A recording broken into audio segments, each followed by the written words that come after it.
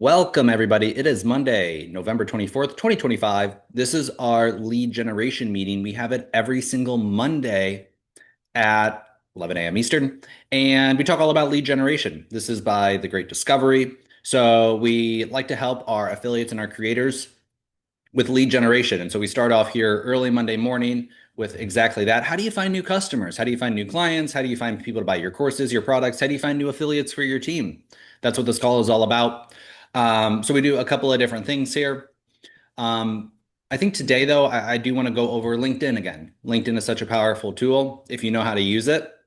And I know, Joyce, you were talking about on one of our previous calls, how do you find that person on LinkedIn who's potentially going to be interested in the Great Discovery, who might be a fantastic affiliate of the Great Discovery? So that's what I want to talk about today. And I want to use LinkedIn as that method of lead generation. Before we get started and talk all about LinkedIn, are there any questions? Are there any questions before we get started?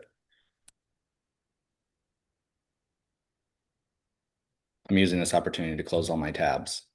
That's your person that we look for. Say that again, Joyce. Do we make that distinction? What kind of person are we looking for? What's our avatar? Yeah, so let's talk first here about LinkedIn. So let's go into Okay. LinkedIn, and you got a great post here by Bree. And what is LinkedIn really excellent for? LinkedIn is excellent for looking people up by their job title. So one of the really unique things about LinkedIn is that you can use the search feature, and on everybody's profile. So if you come to my profile, you'll see here that I have a number of keywords: growth partner, global partnerships, affiliate marketer, digital nomad, entrepreneur, the great discovery, B2B networking, course creator, online events, YouTube and podcast. Okay. So when you search on LinkedIn, this stuff is going to come up, right? So if you searched podcast, well, I have podcast in my description. You might come across Alex Hitt. Now, if you scroll down here as well on my profile, you'll see here I also have this: founder and community manager. So these are some of the keywords that are on LinkedIn. Now, what makes LinkedIn unique is that people put their job title on here. So if I go to like another profile like Bree's, Bree has things that are like the title of what she does: podcast host, coach, founding member of the Great Discovery, e-learning, author. So if I search author up here, it's likely that I'm going to find, well, I just will find other people who are authors. So you can search job titles on LinkedIn. Now, this is unique because if you look at a platform like TikTok, or you look at a platform like YouTube or Facebook, people aren't putting, there's really not a place to put keywords necessarily and search by keywords as effectively as you could on LinkedIn. LinkedIn is also a networking platform, unlike Facebook. I mean, Facebook kind of started as a networking platform, but it's really more of like an entertainment-based platform now, and it's not really meant to do um, like prospecting on, right? It's meant to do like friend-to-friend social networking. LinkedIn's purpose is to do essentially business networking, prospecting, sales, in between companies, and also hiring, recruiting. Okay, so it's really more designed for our use case. Let me read Gemma's question here. What is the added tool you have that was saying that Bree was not trusted contact and was going to give rating? What? Could you repeat that question, Gemma? Does it? Yeah, just unmute. Go ahead. Sorry, yes, I saw that you have that tool that pops in front of the profile as well as on the right that has a link with four other links around that seems to rate. You're looking at this right here. Exactly. What is Yes. that? This is called My Most Trusted Network. My I wouldn't use it, to be honest. My Most Trusted Network Chrome extension. I personally I use it for one specific feature. I don't pay for it. I wouldn't necessarily recommend paying for it. But I'll put it in the chat. And we use it for one very specific feature, and that's for inviting people to events. Oh, Talk about that okay. later, but it does an auto scroll feature on events, which can be useful. All the other features I personally don't recommend. But for that one feature, it's worth it. Okay, Miriam. Thank you. So, Alex, I'm looking for your help. I've somebody on LinkedIn now asking me, how do I secure leads?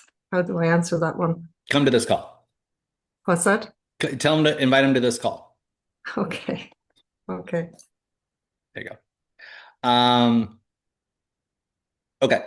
So this is one thing that we can do on LinkedIn is search people by their job title. Now, if we search somebody and we find somebody, does that make them our lead? Well, not necessarily, not yet. Okay. So Joyce asked a question, which was like, hey, who would be a successful affiliate on the Great Discovery? Well, people who are going to be successful affiliates are people I personally think, and Joyce, I gave you the example, but I'm a successful affiliate on the Great Discovery. Why is that? Well, I had a pretty and I'm not going to like blow smoke or anything. I'm going to give you like the real thing, right? I already had an established network. Okay. I was building community groups. I had a coaching program. I had a marketing agency. I had been selling digital products for a number of years. I was like a coach. So I was very familiar with the space. I was actually already doing and was a successful affiliate marketer as well. Okay. So the concepts of the Great Discovery weren't entirely new to me. And I already had a network of people that I could spread the offer to. So let's break that down a little bit more, like outside of Alex. It was somebody who had been in business already for about 2 to 5 years, who was familiar with affiliate marketing, with network marketing, and was also familiar with digital products. Digital products are things like selling courses, ebooks, seminars, workshops, training, coaching, right? So how could we, if we wanted to find that person on LinkedIn, how could we do that? Well, we could take any of those keywords there, affiliate marketing, coach, digital products, right? And we could type those in here to LinkedIn. So why don't we search digital marketing? Or I'm sorry, digital products. Why don't we search digital products?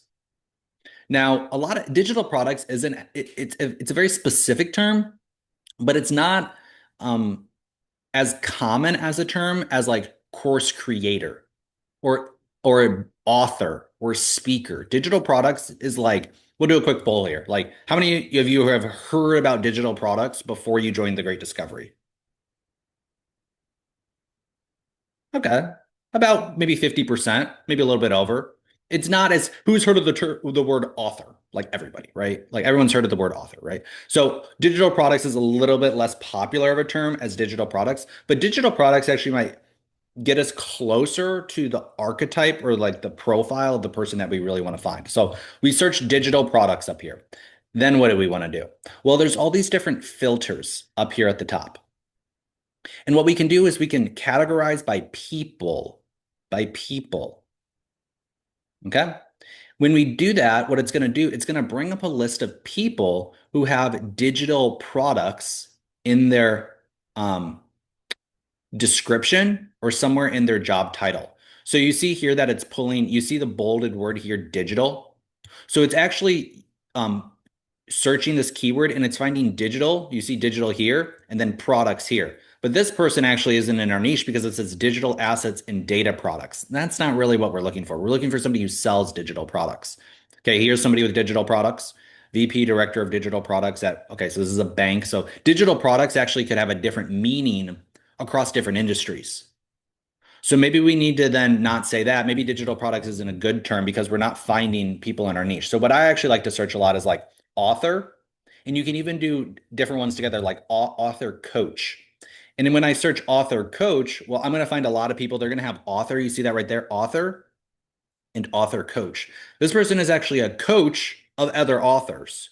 So do you think that this person might be potentially a good affiliate on the Great Discovery? Because if they teach other people how to become authors, right? Well, then this person might have a network of coaches or a network of authors that they could then refer the Great Discovery to, aka be a successful affiliate of. Okay.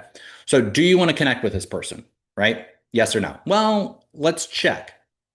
So one thing that you need to learn about LinkedIn, especially if you're new, is that the majority of people on LinkedIn don't use LinkedIn very often at all. Most people, there's actually a statistic out there, most people use LinkedIn.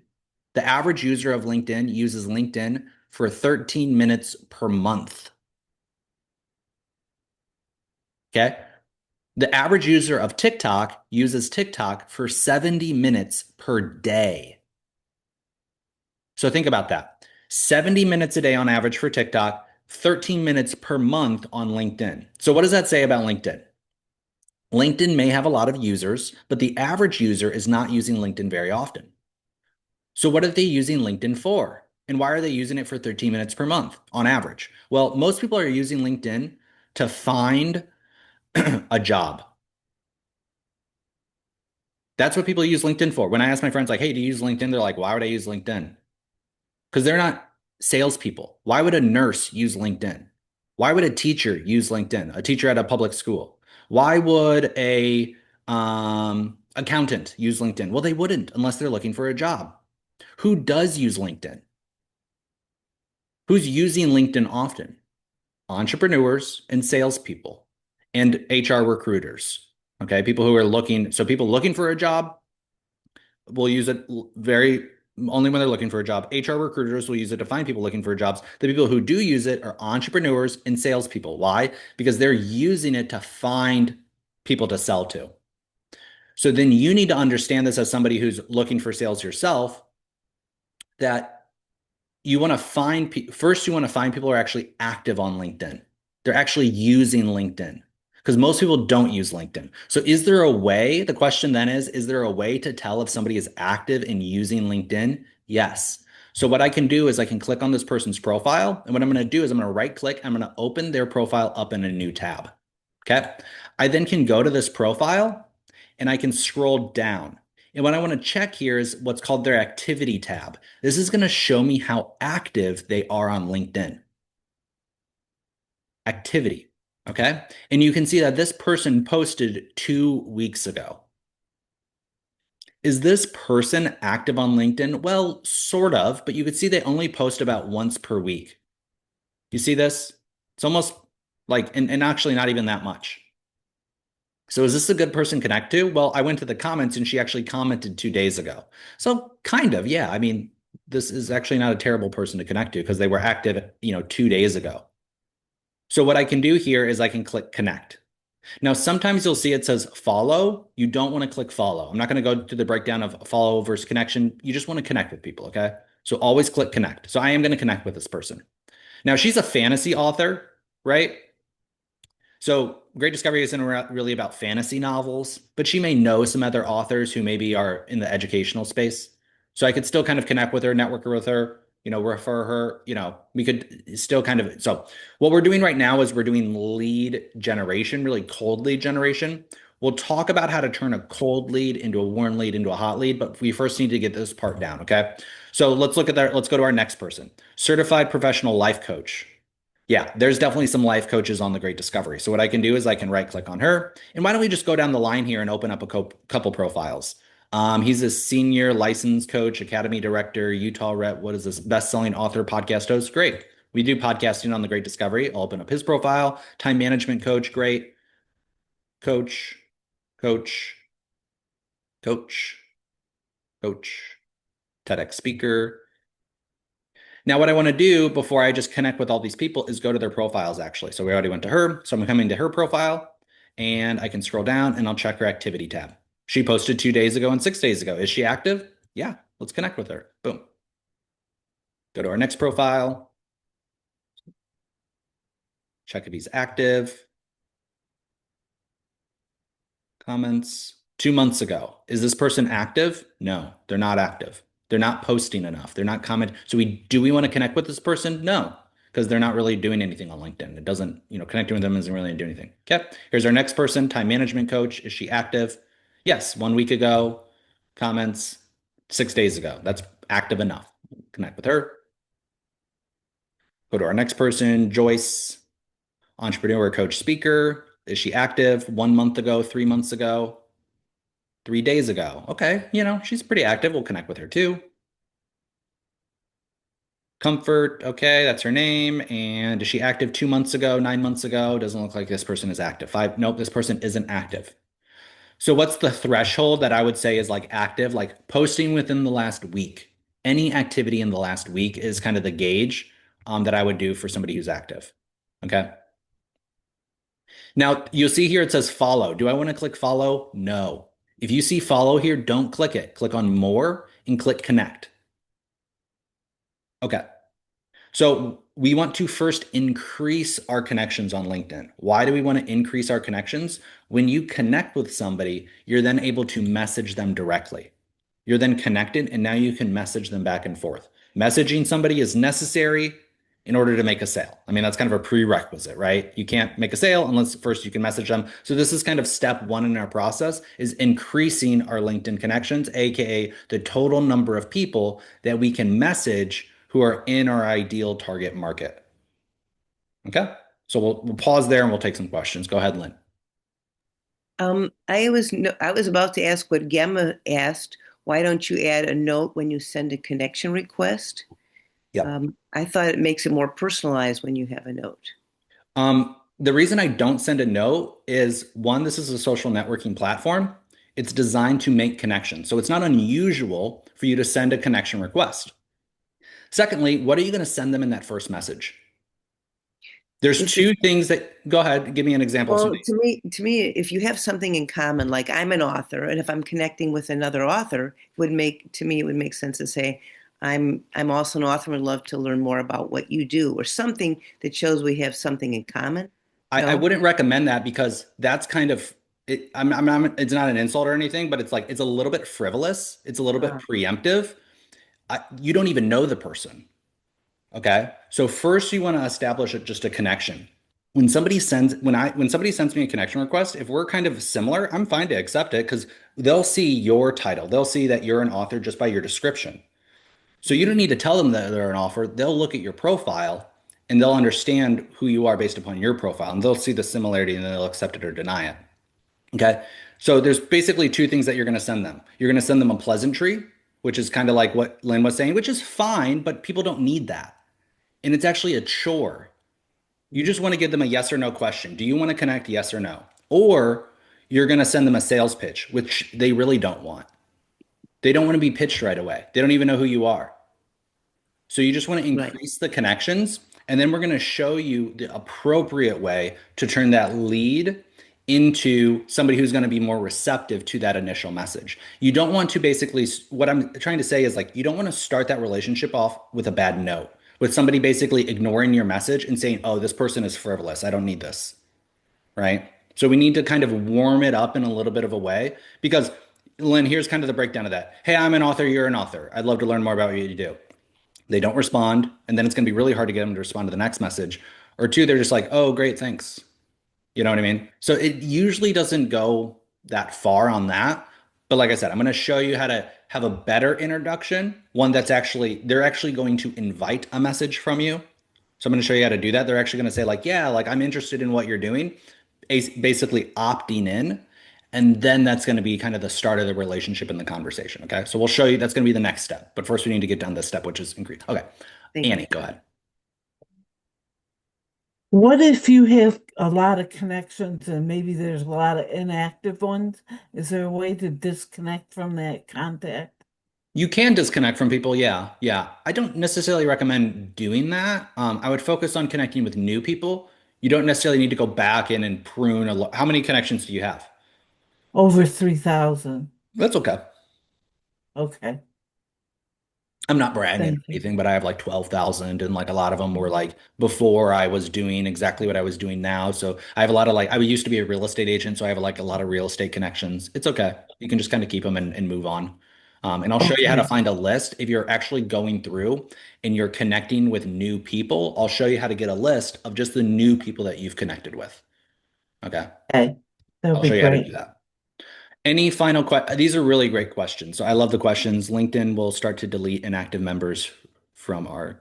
Is that true? I didn't know that. Is that true, Mina? Where is she?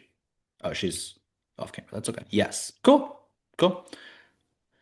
Alex, can I just comment on the note thing when you don't send a note or you Yeah. do send a note? Please.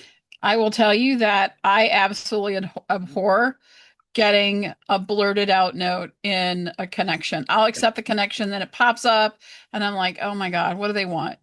Yeah. That's my first thought. Like, wait a minute. Like, I just waved at you. Okay, hey, that's all I need. Like, and let me figure out who you are, and you can figure out who I am. But like when they jump in at you and then they're like, oh my gosh, I thought we had so much in common and I want to connect with you. Can we make an Oh, it's just like it's like someone running up to you that you and like say, "Hey, here's we're both shopping at the same store," and then they just get in your face, and it I don't like it, and I Yeah. won't connect with them. I mean, I'll connect with them, but then I don't respond to them, or I write Well, no, and I it's just it's send it back. it's so true, Bree, and it's also the habit of what other people do. So when you have somebody who's using LinkedIn automation, what they're doing, Lynn, and why that strategy isn't effective is because most spammers, most people who pitch slap, that's what they say. Like you meet somebody and they're like, "Hey, here's my product, and do you want to buy it? Yes or no?" And you're just like, "Okay, I'm talking to a robot at this point. Like, why am I even? I don't even need to respond. This person isn't real. They have very low opinion of you and your profile." So, like I said, we're going to show you how to turn a cold lead. So, just if you follow what I say, increase the connections first. Okay. And like I said, they're going to look at your profile and they can see the similarity and they'll understand why you're connecting. But it's a really good question. I get that question every single time. Hey, should I send a message? Yes or no? And I say, no, not yet. We'll wait. Okay.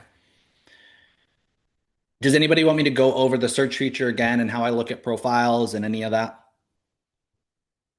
A few more FAQ questions. How many connection requests do you get a week? Between 100 and 150 a week. We currently have 19 people in this call. Okay, this is crazy. 150 times 19. Okay, actually, let's just do it on the lower end side. Let's just say we all did 100 this week. That'd be almost 2,000 new people in this network. And we do it every week. So your goal is to use different features on LinkedIn. And this is one way to search. There's many ways to search LinkedIn and to find profiles, right? But if just everybody in this room, that'd be 2,000 new people into our network every single week. Okay. That's a lot of people. And it's rolling. So if we did 2,000 a week times 52 weeks, how many would that be? That'd be over 100,000 new people in this network yearly. That's a ton of people. And that's just in this room. I mean, we have thousands of affiliates on the Great Discovery. So that's millions of people into our network that are being added into our network. Okay. Okay. We're going to move on to step 2, unless anybody has any questions. Okay. So we're going to move on to step 2. And for this, I'm going to bring up some slides.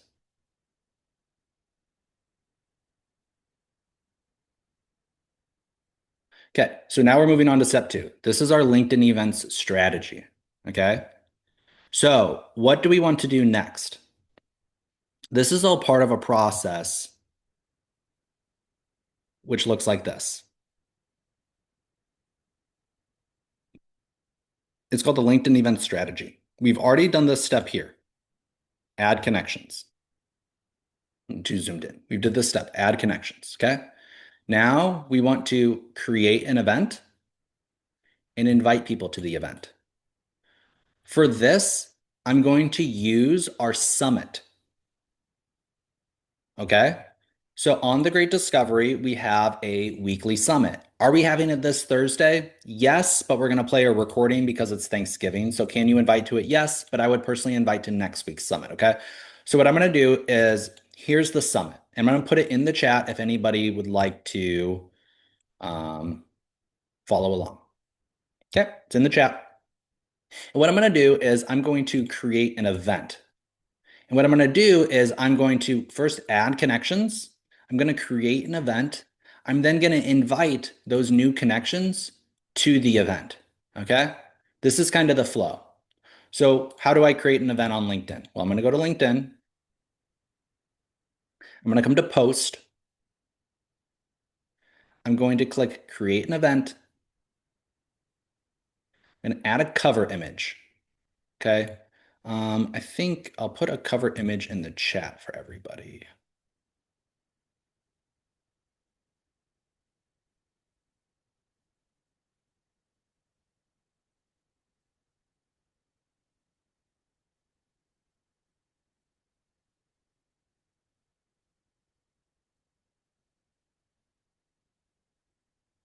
You can create your own cover image too, but if you'd like to use mine, you can use mine. So here I'm going to put in my cover image.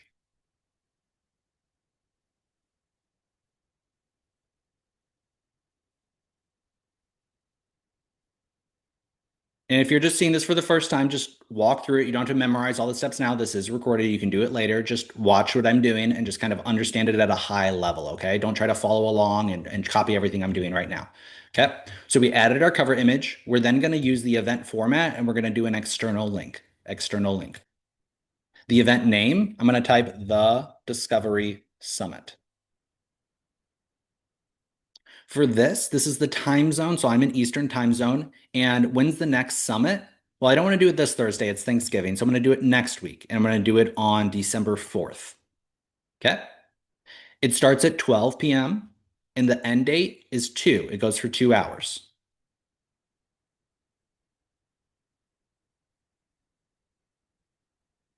And the external event link, what that means is the summit link. So I can come back here and I want to make sure that I paste in my summit link, the link to the summit right here. Okay. Now remember, when you're inviting people or you're using your summit link as an affiliate, right? So what we're doing here is we're sending people to the event page to sign up. So if we want to invite somebody, we're going to send them to the event page to register. They're going to click here to register for the event. Okay. Now, as an affiliate, you're going to send them that event page, but you want to make sure that it has your affiliate link here at the end. So you're going to send them the URL, but you see at the end, there's this !affiliate equals my username. So you have a specific username and you want to make sure at the end of that URL, there's your username. Does everybody see that? Does everybody realize that? Does everybody know their username? Okay. So you'll see at the end of my link here, it says !affiliate equals Alex. So if you're ever sending somebody a link on the Great Discovery, you just want to make sure that somewhere in that URL, usually at the end, you're seeing that !affiliate equals. Okay. Now we have the description. How do you write the description for the event? We'll go back to here and grab it right here. It's right here. Here's the description. Or you can even grab this description. Copy it, go back to LinkedIn and paste it. Yeah. Speakers, just put yourself. Alex. Okay. Now we got everything that we need to create this event on LinkedIn.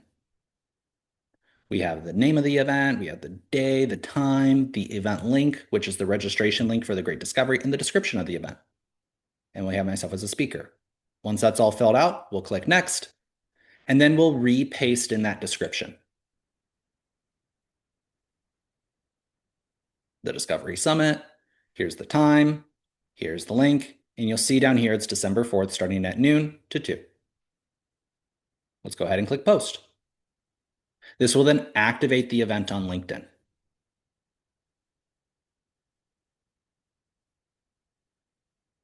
Perfect. It's just posted. Now I can go to this tab here, or if I click here, you'll see the event is right here. So we just went through the process of creating the event. I have a question. Go ahead, please. So now that you've created that event, does that go out to all your 12,000, or how does the algorithm know to go and push it out? Well, we're not at this part yet. We're going to get to this part, AJ, which is inviting. But maybe the question here, AJ, is do people see this on LinkedIn? Yes. Is this post going to go viral? Is it going to get seen by 20,000 people? No. Some people will see it for sure, but it's not going to go viral. Unless it's like George Lucas speaking at the event and it's free and everybody also gets $1 million at it for showing up. Then maybe. Okay. But otherwise, no. Some people are. But what we're going to do, AJ, is we're going to show you how to invite to the event for sure. Okay. So then what it does, it goes out to your net. It does push it out to It goes out to a small percentage of my network. Yeah. So this goes into social media algorithms. Kind of the question here is social media algorithms. How does content that is posted get distributed? Well, content gets distributed on social media platforms based upon a number of different metrics. One of the largest ones is engagement. Are a lot of people going to engage with this post? Not really, unless we create the engagement, right? Unless we drive engagement to it. So there's kind of two ways to get seen online. One is inbound, meaning that you create content that's compelling, that creates engagement, and people come to you. How do you create content like that? You need to be really great at writing or video. That is a very difficult skill to teach. Some people have it, some people don't. Most people here, including myself, will never be talented enough video creators to create viral videos. I used to teach people how to create viral videos. It's very difficult. And it's also passive, meaning that you post content and you wait for people to reach out. We don't want to be in a position where we're waiting for people to reach out to us. We're salespeople. We need to be more active. And so we need to reach out. We need to do outbound. We don't want people just to come to us. We actually want to take responsibility and we want to reach out to other people. And we want to be a little bit more active. Now, should you just do one? No, they actually both go together. But how I look at it is as we're reaching out to people and our content's going to be good. It may not go viral, but it's going to be supplemental and it's going to assist and help with our outbound outreach. So here's kind of an ideal scenario is that you reach out to people by connecting with people, by sending requests, by inviting them, by sending out messages. They're then aware of your profile. Similarly, how they would become aware from your profile from like a viral video. But we can't guarantee viral videos, so we're going to do some outbound messaging to make people aware of us. When they are finally aware of you, they're going to then go to your profile and they're going to say, who is this person? And that's where that content is really important. That's where that branding, that's when the LinkedIn profile, that's why you should be posting the great discovery videos that we provide you, right? You should be posting stuff about your product or your business. Because when they go to your profile, you don't want it to be blank or you don't want it to give them the wrong information. A lot of times I'll say, who is this AJ guy? I'll go to his profile and I'll look at some of his posts. And if you have some really great posts there that describe, right? You know what I mean by that, AJ? Okay. Any other questions about creating the LinkedIn event? Creating the LinkedIn event.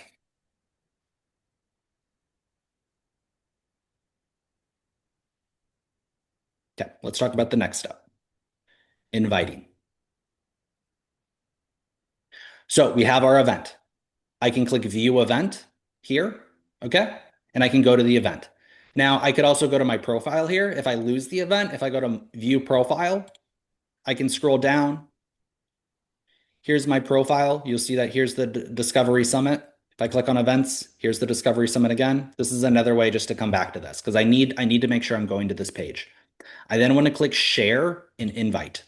I want to click on share and invite. Okay.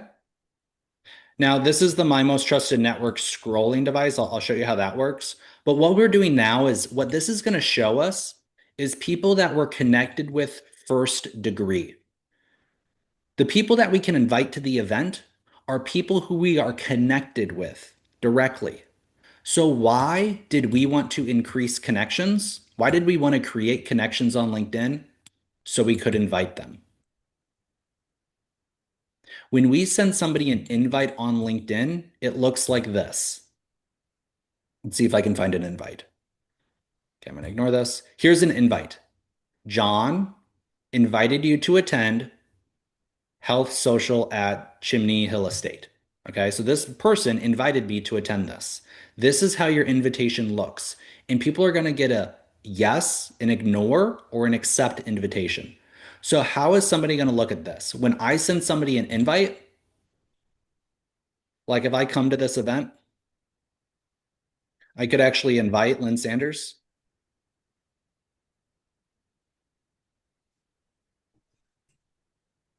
An invite. What Lynn will see is Alex Hitt invited you to attend the Discovery Summit. Would you like to attend? Yes or no? They'll click yes or no. It's a yes or no question. So before I give them, hey, how are you? My name is Alex. I'm a coach. You're a coach. This and that. Right? I just want to give them a yes or no question. Are you opting into what I'm doing? Yes or no? So they've already accepted our connection request to attend. Our next prompt or our next thing is, do you want to attend what I'm doing? Yes or no? So what I'm going to do here is on LinkedIn, you get 1,000 invitation requests per week total. If you have 4 events, how many invitations do you get per week? 1,000. If you have 1 event per week, how many invitations do you get? 1,000. Okay? So we get to invite 1,000 people a week to the event. Now, this event is next week. This event is on December 4th, 2 weeks away. So how many total people can I invite to this event? 2,000. Because I have 1,000 this week and I have 1,000 next week. So you have 1,000 invitations per week that you can use. In this room, again, we have currently 18 people. That's 18,000 invitations per week. That's a lot of invitations. Every person that you refer and, is another 1,000 that you could invite. Okay. So you just want to make sure that you're sending out all those 1,000 invitations to an event per week. Okay. So I'm going to do that. I'm going to come back to my event and the tool that I showed you earlier, My Most Trusted Network. What's kind of nice about this tool is that it will actually auto scroll in some cases and allow you to select 1,000 people. So you see here, LinkedIn only allows you to invite 1,000 people per week. And what this is going to do, it's going to auto scroll this list to invite people. So you can activate the auto scroller via My Most Trusted Network. This is the one thing that I use My Most Trusted Network for. It will auto scroll the list and I can just sit here and wait. I don't want to click off of it. I just want to leave this tab open, go refill your cup of coffee, go grab a drink of water, go do some push-ups. I don't know. Whatever you want to do, just let this auto scroll and let it get all the way to 1,000. Now, if you don't have 1,000 connections on LinkedIn, then you'll only be able to invite the total number of people that you're connected with. So if you're just starting on LinkedIn and you only have 100 connections, how many people can you invite per week? 100. So your goal then is to increase your connections to 1,000 or above for the purpose of being able to invite them to an event. We have some time here while this is auto scrolling. Let's take some questions. Go ahead, Lynn. Does this automated service discern which are the best contacts if you No. have over 1,000? It just automatically picks the first 1,000 people. Correct. Now, if you have well over 1,000 connections, I can show you how to select or how to find maybe the most ideal clients.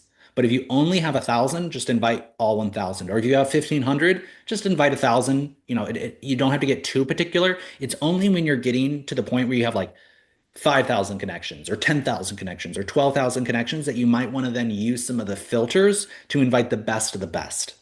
But I can show you how to use filters a little bit later on or maybe after this. Okay, thank you. Yep. Michelle. After you have used your 1,000, does it know where to pick up to continue with the remaining number of people on your list? So how do you work that? So it won't allow. So if you have an event, like this event is next week, right? So I can invite 1,000 people this week and 1,000 people next week.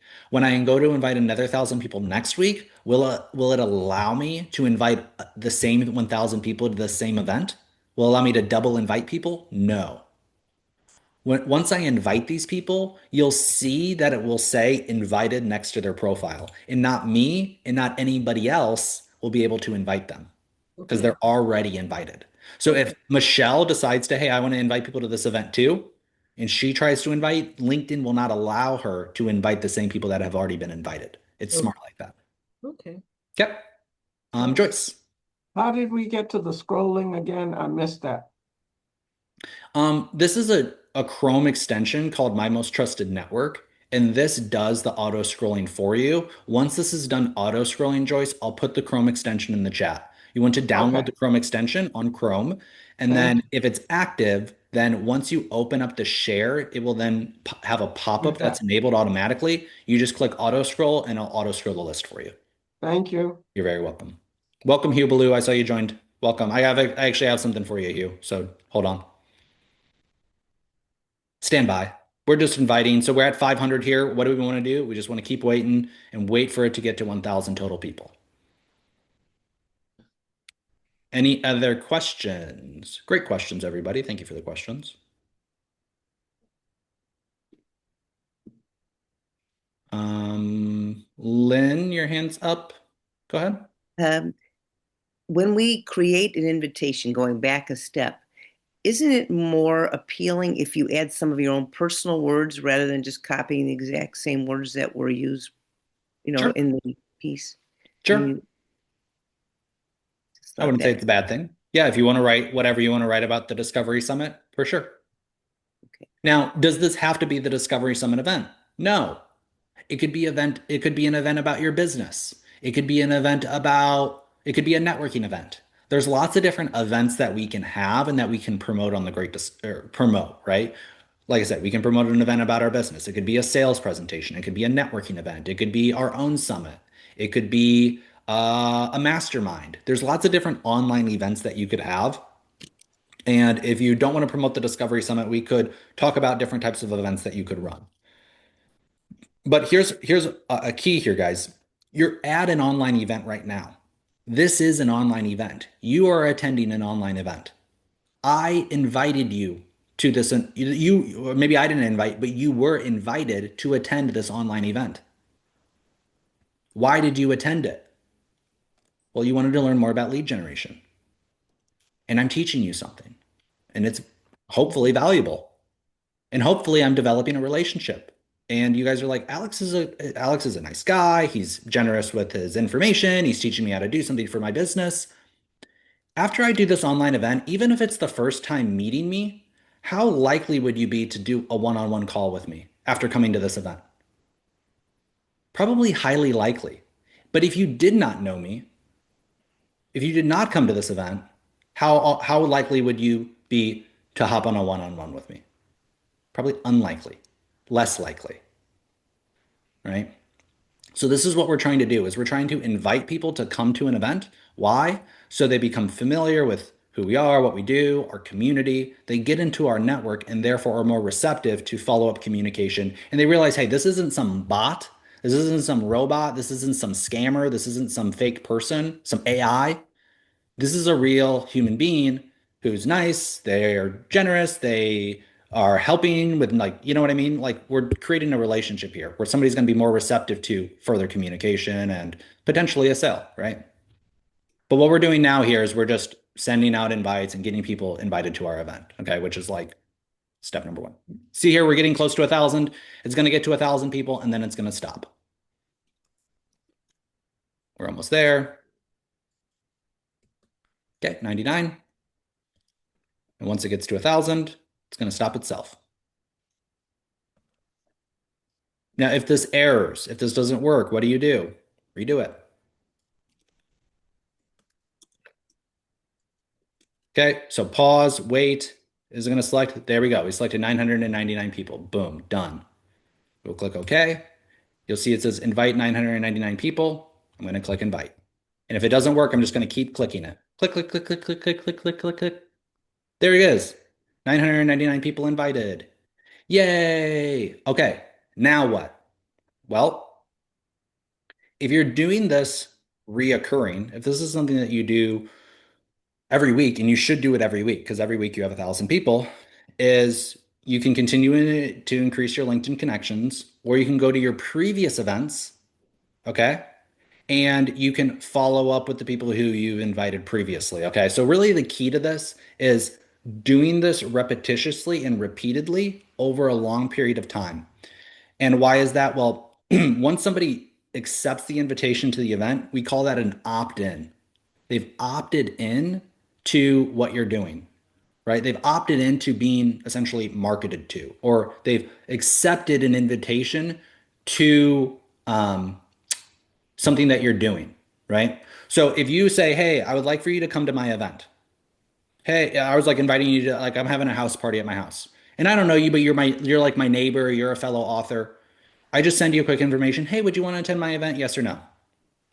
What we're going to do here is people are going to then accept the invitation to this event. When are they going to accept it? Are they going to accept it right now? No, they just got the invitation. But if I refresh this, you'll see that some people like Gemma have already accepted to attend the event. If I come here to networking, you'll see that Gemma is one of the people. Now, as more people opt in, meaning they accept this invitation, they click accept or ignore, there'll be more people here who are attendees of the event. How many people out of the 1,000 people that you invite will accept? Between 50 and 100 people generally, about 1%, around 1%. Okay. So if I go to some of my previous events, you see I've done a ton of events on LinkedIn. So I come to here, my activity tab, I click events. If I do show all events, you'll see how many events I've done on LinkedIn. It's literally in the like hundreds. Done a lot of events. And you'll see some of these events, this one has 111 people. So I can go to this event. I can click on networking. I can scroll down here. So I'm on networking. I can scroll down and I can basically see a bunch of people who have opted into this event. Right? There's 10 pages of people who've opted into this event. Okay. So we're now on this stage. We've invited. Now we want to send reminders. When's the appropriate time to send reminders? Is it right when they sign up for the event? No. It's when we're getting close to the event start date. So 2 days before, and then the day of. You can send a reminder to everybody who signed up 2 days before, and then the day of.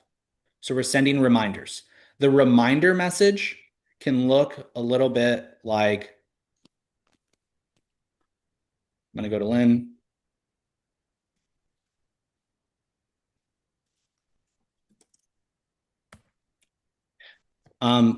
The reminder message can look a little bit like this. So what I like to do is I like to send the event. Okay, this just so happens to be Beverly's event, but this would be my event link. Okay, and then I send a reminder that looks like this. The above event is starting soon. You signed up to attend, which is why I'm sending this reminder. I hope to see you there. So what I'm going to do is I'm going to grab the event link 2 days prior to the event.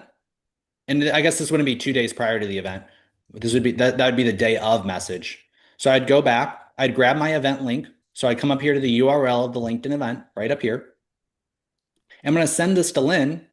And what that's going to do, it's going to create this little pop-up in LinkedIn message. It's going to show the event and it's going to have the event here. So they're like, did I attend this event? And I'm going to send them a message that looks like this. The above event is starting in 2 days. In 2 days. And I could even put the date here, which let's just say it's December 2nd, December 4th. You signed up to attend, which is why I'm sending you this reminder. I hope to see you there. Just a friendly reminder. That's what I'm going to send to Lynn. Then the day of the event, I'm going to, again, send this event link. But I'm going to send this message. The above event is starting soon. And it's actually not starting at 7 p.m. It's starting at 12 p.m. Eastern.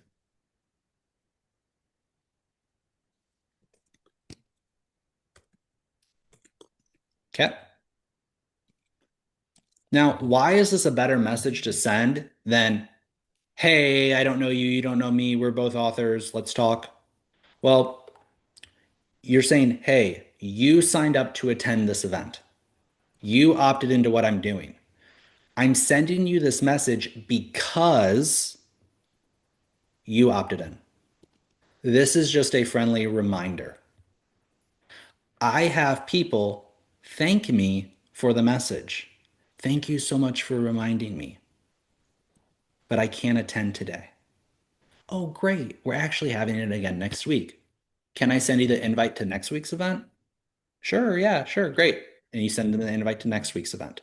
So when you use the word because, and the because is because they opted into something that you're doing, there's a much higher likelihood that they're going to respond positively than I'm messaging you because I want to sell you something, because I have a hidden agenda that I'm not telling you, which an unsolicited message has a hidden agenda that you're not telling them.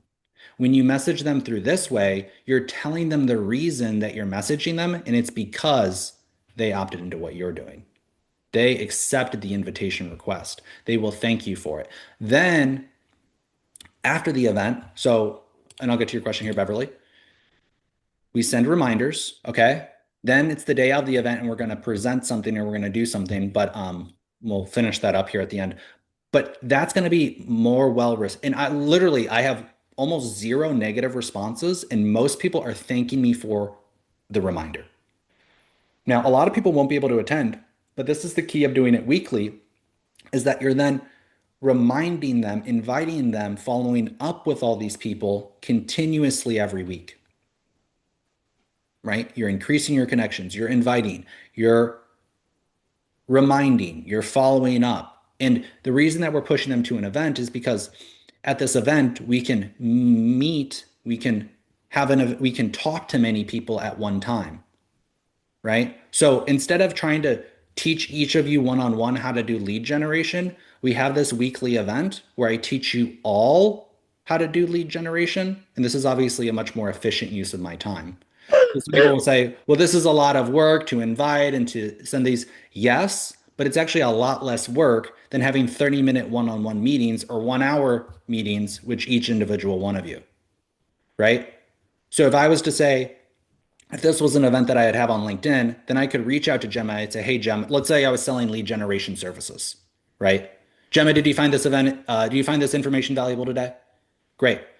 Gemma, I'd love to talk to you this is an example. I'm not actually saying this, right? If I was selling lead generation services, Gemma, really, great to have you on. Hope you learned a lot. I'd love to just schedule a one-on-one call with you to dive in a little bit more about your lead generation strategies and see if there was maybe something that we could do to work together or, just explore it a little bit more, right?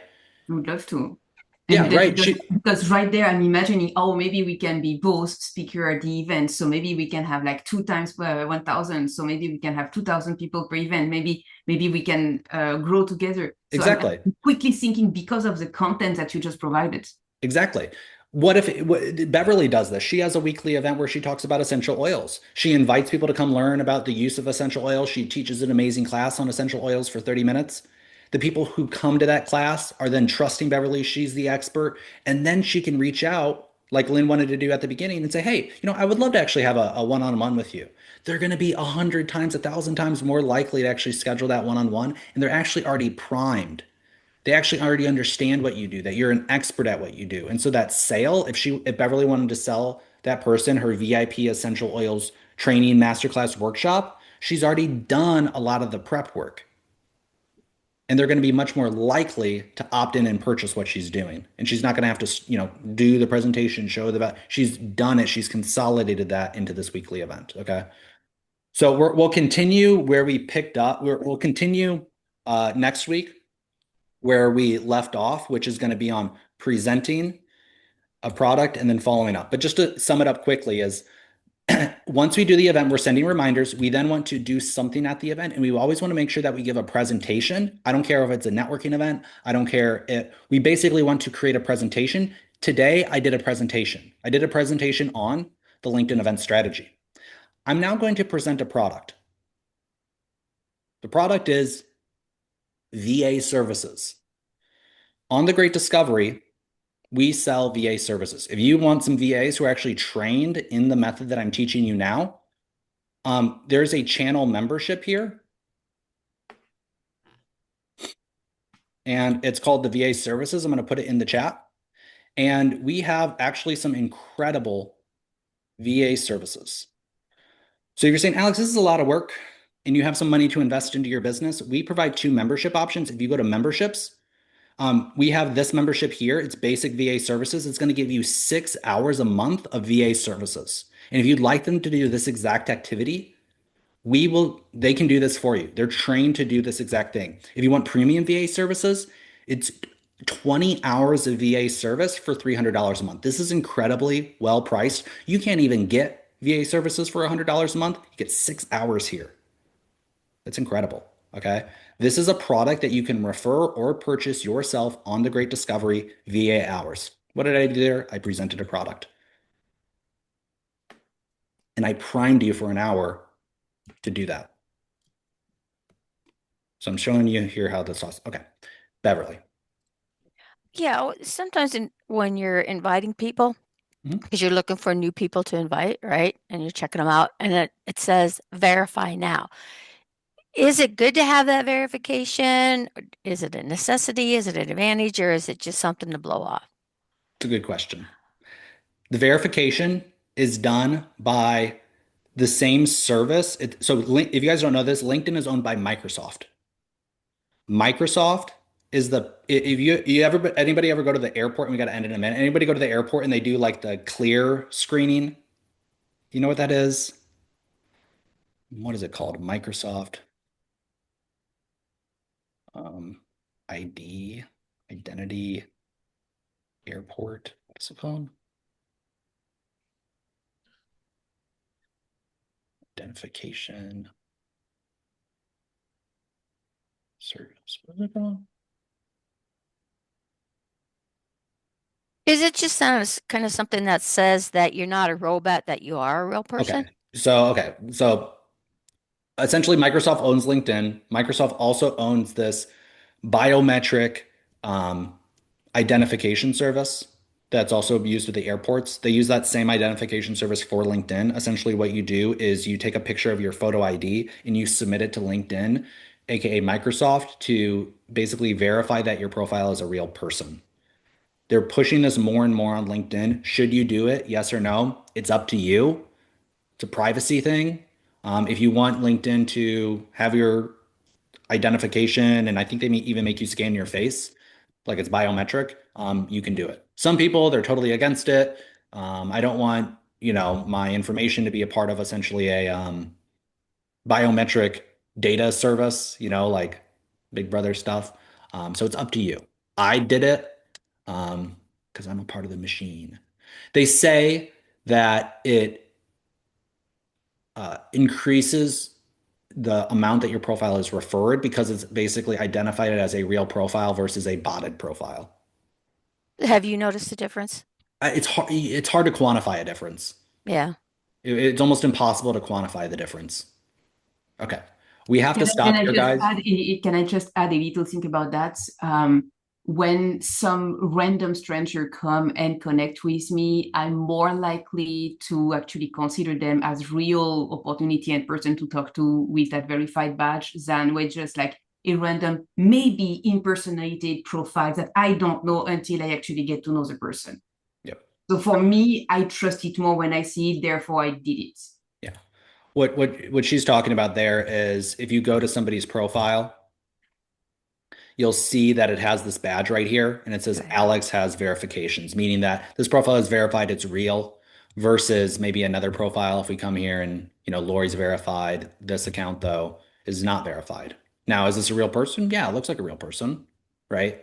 Does it need to be verified? Not necessarily. Oh, actually, they are verified. Excuse me, they are. I just didn't see it. So it's so small that a lot of people won't know. This person isn't, but I know this person's real. So I don't know if it's necessary or required. Does it increase? LinkedIn says it increases. We have to wrap up here, guys. This is recorded. It'll be posted to our YouTube channel. I hope it was helpful. Are there any final questions? Daniel, you're about an hour late. We're jumping off of our lead gen call now, but that's okay. We'll see you next week. 10 a.m. Eastern. Oh, okay.